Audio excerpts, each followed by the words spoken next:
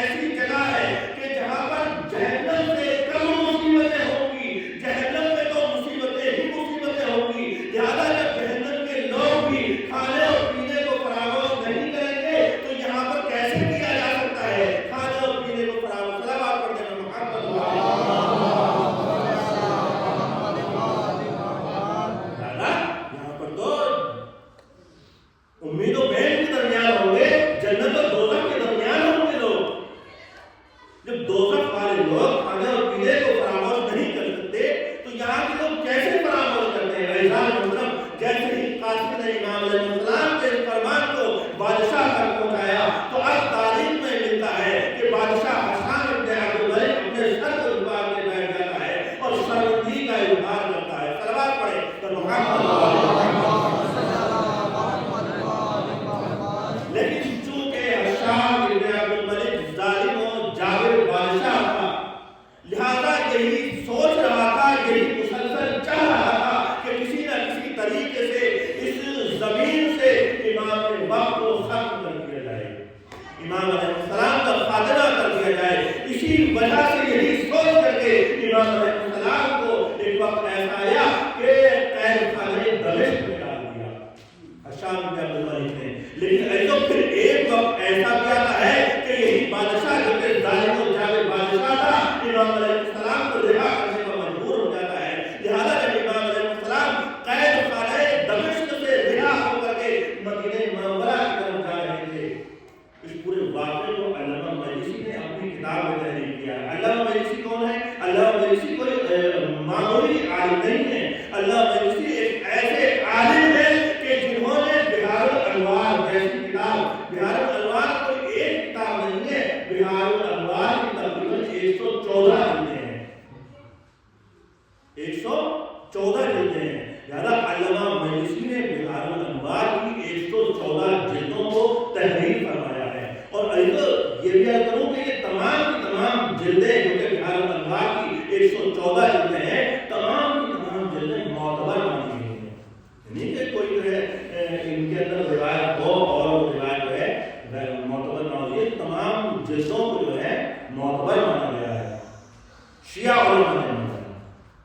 زیادہ علامہ مجلسی نے اس واقعے کو تحریر فرمایا کہ جب امام علیہ السلام قید خانے دمشق سے رہا ہو کر کے مدینہ منورہ کی طرف جانے لگے تو امام علیہ السلام نے ایک ایسے مقام پر پہنچے جو کہ شام کا راستہ تھا, شہر شام کا, تو دیکھا کہ ایک مقام پر بہت زیادہ مجمع ہے, کثیر تعداد میں لوگوں کا ہجوم ہے. امام علیہ السلام ٹھہرے, رکے, لوگوں کو دیکھا, دریافت کیا کہ یہاں پر لوگ کیوں جمع ہیں, آخر وجہ کیا ہے, کیا سبب ہے. معلوم ہوا کہ نصارہ کا ایک راہب ہے کہ جو کہ سال میں اپنے معبد سے صرف اور صرف ایک مرتبہ باہر نکلتا ہے. لہذا آج اس کے باہر نکلنے کا دن ہے. امام علیہ السلام کو معلوم ہوا تو امام علیہ السلام اسی مجمع کے درمیان میں جا کر کے بیٹھ گئے. اتنا بہت کثیر تعداد میں مجمع تھا. امام علیہ السلام درمیان میں جا کر کے بیٹھ گئے.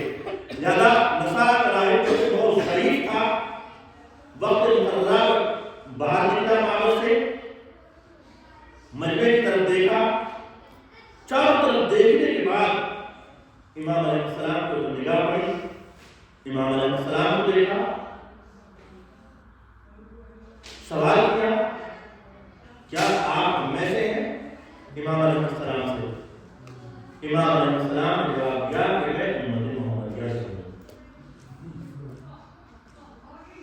پھر سوال کیا, کیا آپ علماء سے ہیں یا جملہ سے؟ امام علیہ السلام نے جواب دیا کہ میں جاہل نہیں ہوں. امام علیہ السلام نے یہ کہا کہ میں عالم ہوں, وقت کے امام ہیں, لیکن امام علیہ السلام فرمائے کہ میں جاہل نہیں ہوں. سوال کیا, کیا آپ ہم سے کچھ معلوم کرنے کے لیے آئے ہیں؟ امام علیہ السلام نے فرمایا نہیں. آخر راہب امام علیہ السلام کہتا ہے جبکہ آپ عالم ہیں تو کیا میں آپ سے کچھ دریافت کر سکتا ہوں, آپ سے کچھ سوال کر سکتا ہوں؟ اب امام علیہ السلام نے فرمایا جو کچھ پوچھنا چاہتے ہیں وہ پوچھ لو. ایسا کیوں نہ کہتے امام علیہ السلام, چونکہ امام محمد باقر علیہ السلام اسی کے فرزند ہیں, اسی کے فرزند ہیں کہ جس نے سلونی کا دعویٰ کیا ہے. لہذا امام علیہ السلام نے بھی یہاں پر یہ بھی فرمایا کہ جو پوچھنا چاہتے ہو پوچھ لو. ایسا نصارہ کا راہب ہے, امام علیہ السلام سے چند سوال کرتا ہے. ادھر راہب امام علیہ السلام سے سوال کر رہا ہے, امام علیہ السلام فوراً راہب کے سوالوں کے جواب دے رہے. کیا امام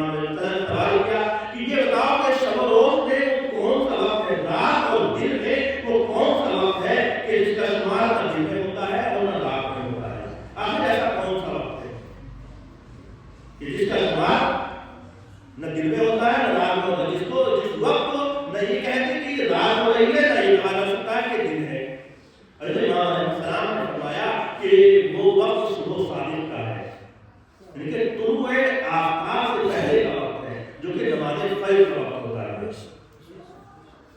امام علیہ السلام نے فرمایا کہ جس کا شمار نہ دن میں ہوتا ہے نہ رات میں ہوتا ہے، وہ وقت صبح صادق کا ہے، طلوع آفتاب سے پہلے کا وقت ہے۔ اور یہ صرف امام علیہ السلام نے یہی نہیں فرمایا، بلکہ امام علیہ السلام نے ایک طریقے سے اس پورے جملے کی تشریح فرمائی۔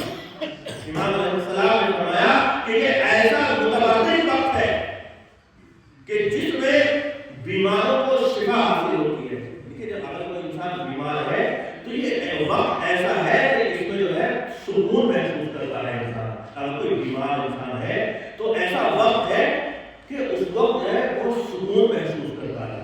صبح صادق کا امام علیہ السلام نے فرمایا کہ یہ ایسا وقت ہے کہ اس میں بیماروں کو شفا حاصل ہوتی ہے۔ بیمار انسان اگر کوئی ہے تو وہ سکون محسوس کرتا ہے، درد مندوں کو جو ہے یعنی کہ شفا ہوتی ہے۔ امام علیہ السلام فرماتے ہیں اگر کوئی انسان رات بھر نہ سو سکے تو یہ ایسا وقت ہے کہ اس وقت جو ہے اس کو نیند آتی ہے، جب سکون محسوس کرتا ہے تو ظاہر بات ہے نیند بھی آئے گی۔ امام علیہ السلام فرماتے ہیں کہ یہ ایسا متبادل وقت ہے کہ اس کا شمار جو ہے جنت کے اوقات میں ہوتا ہے۔ صبح صادق کا وقت جو ہے یعنی کہ جنت کے وقتوں میں سے ایک وقت ہے۔ امام علیہ السلام نے اس طریقے سے جو ہے اس جملے کی تشریح فرمائی۔ اب پھر ایک سوال کیا آئے ہیں، امام یہ بتائیے کہ آپ کا یہ عقیدہ ہے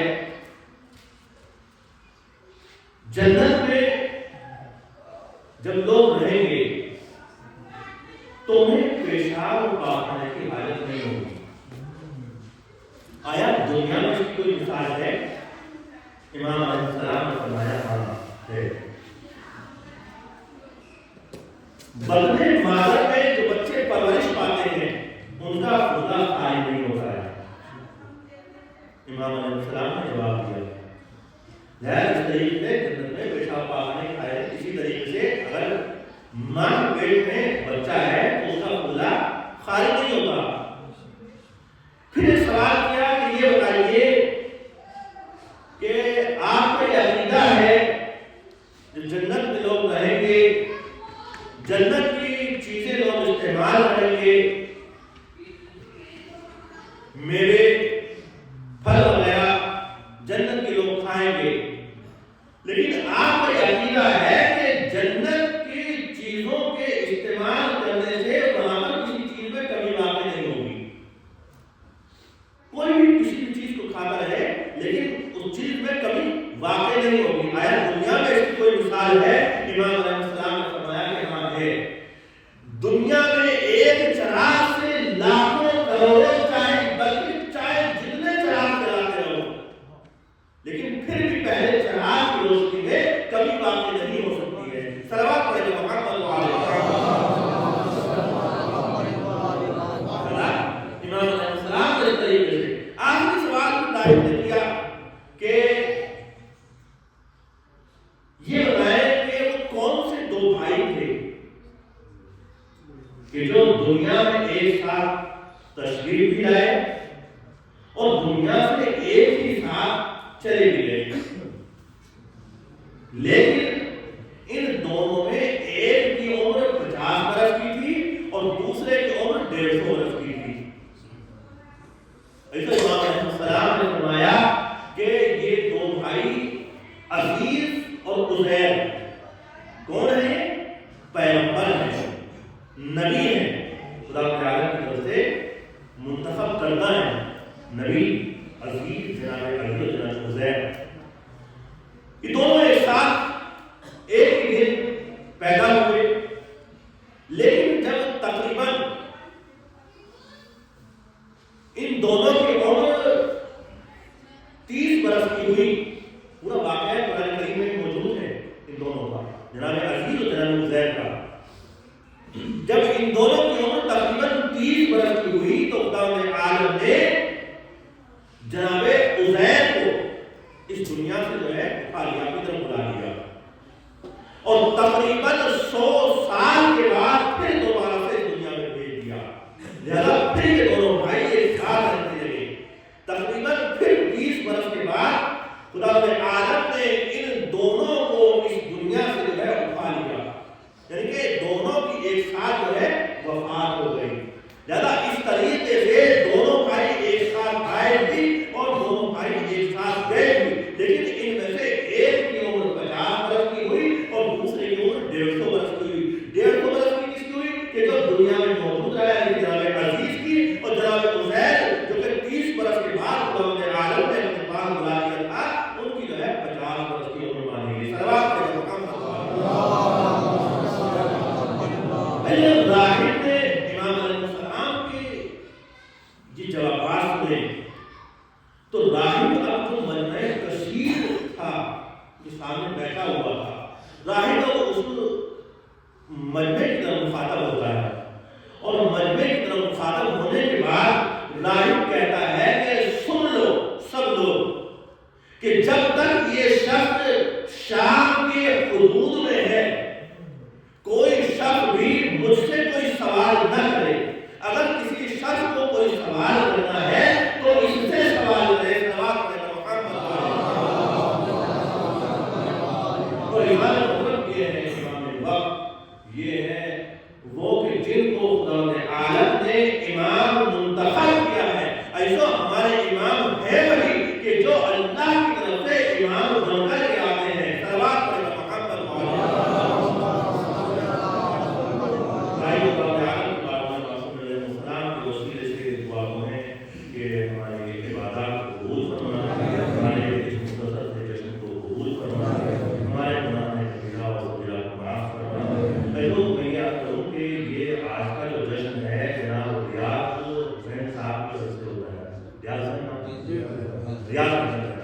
ان کی طرف سے ہوتا ہے، لیکن وہ آج اس جشن میں جو ہے خود موجود نہیں ہے۔ مجھے معلوم آیا کہ وہ طبیعت ان کی جو ہے صحیح نہیں ہے، طبیعت خراب ہے، علیل ہے، لہٰذا خصوصاً ان کے لیے جو ہے دعا فرمائیں۔